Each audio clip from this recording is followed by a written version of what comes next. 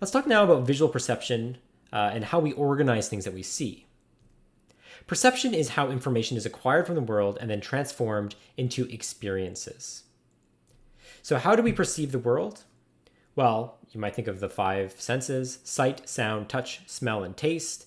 You could actually view some of these as being multiple senses if we talk about haptics, but we'll not get into that. Today we're going to focus on sight. What we see is not what is there. What we see is actually a model of the external world constructed by our visual system. Our model is constructed based on the environment, our previous experience, our stored knowledge, and it provides us with a more constant view of the world, but we have to be aware of limitations, differences in perceptions of individuals, and visual illusions. To really drive this home, your eyes are constantly making small movements, saccades. But if you glance, like if you're look at the screen, the video, and then look at the corner of the screen and glance back. Do you see like motion blur, or do you see any sort of blankness? No. Even though it takes up to about 100 milliseconds for your eye to travel. So what your brain is doing is it's backfilling the perceived visual content that you have with the new image that you arrive on. My favorite illusion here is if you look at a traditional analog clock that has a second hand that's ticking. If you glance at the clock, the second hand will seem to hang there for the extra little bit before it clicks the first time. That's because your brain is constantly trying to fill in these gaps. And everything you see is at that perceptual delay. Everything you see is first received by your visual receptors and then goes up through your brain to be experienced.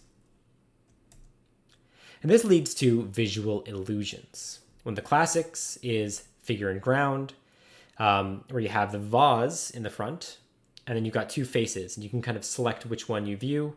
But you've got the figure and you've got the ground, which is the background, and you're kind of able to switch which is which.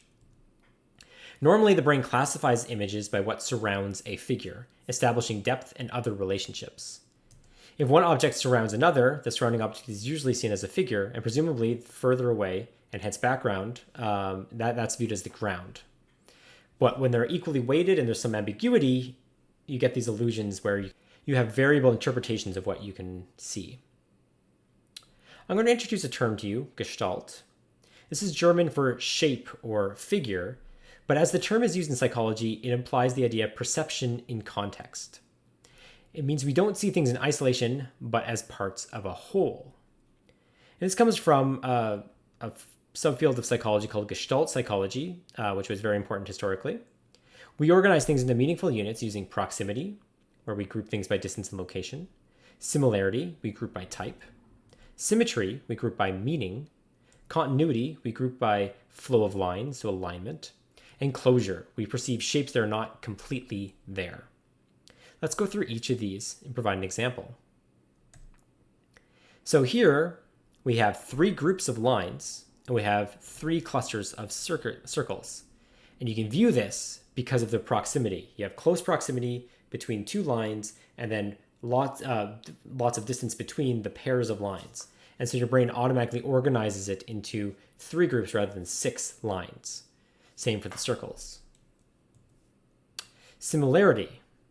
We take a look at this, and suddenly we've grouped it into 2 different groups, the greens and the yellows. We have equidistant circles arranged in this grid, and so that doesn't really help us separate into like 3 columns or 3 rows. Really, it's a group of 6 green circles and 3 yellow circles. So, grouping by similarity. And this could lend itself to the visual variables that we've already talked about. Symmetry helps us identify what's going on here. You might see 2 triangles rather than this complicated dagger arrow shape, or 3 square brackets because they're symmetric. They kind of imply that they're the same thing. And we use our experience and expectations to make groups of things. For example, the square brackets, you've seen that in text, and you've seen triangles before. And so you start to find those patterns and reuse those when organizing new visual content. Continuity is where we kind of see how lines flow and use that to organize things. For example, we see the curves AB and CD, not AD and BC, because those would be discontinuous, right? So there'd be, an angle in there.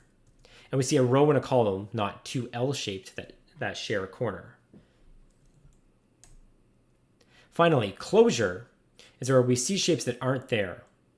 In all of these cases, I see circles, even though it's really a set of triangles arranged around a circular shape, or you have like something that looks like maybe it's a circle with a bite taken out of it, but you could see 4 circles there superimposed on this other circle.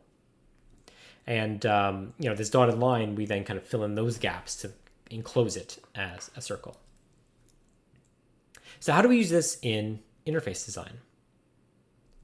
Well, how might we use alignment, which is a form of continuity? We view those lines, right, to improve this page. You see the angular lines? You think things aren't lined up at all? You can line them, and that makes it a lot easier to figure out where things are going on, right? We now see 2 columns, each of them with their different subsets, right? One is reading for primates from the journal, and one is from the newsletter. Before, it looks like maybe one has priority, possibly because it's higher up, but the other is kind of further away. It's also visually cluttered, so we're struggling to make sense of these 2 different things. We're wondering about the proximity and the varying alignment.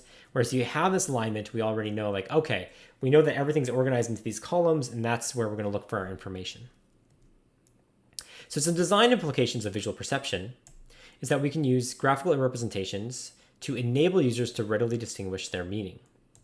Bordering and spacing are effective visual ways of grouping. Sounds in speech are audible and distinguishable, so you want to make sure you have those grouped and in a way that is easy to perceive.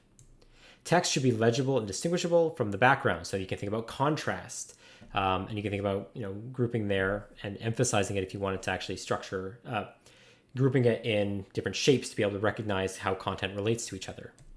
And we can use pre-attentive processing techniques, visual variables, to improve the perceptibility. So the key takeaways from this lecture are that attention is a resource.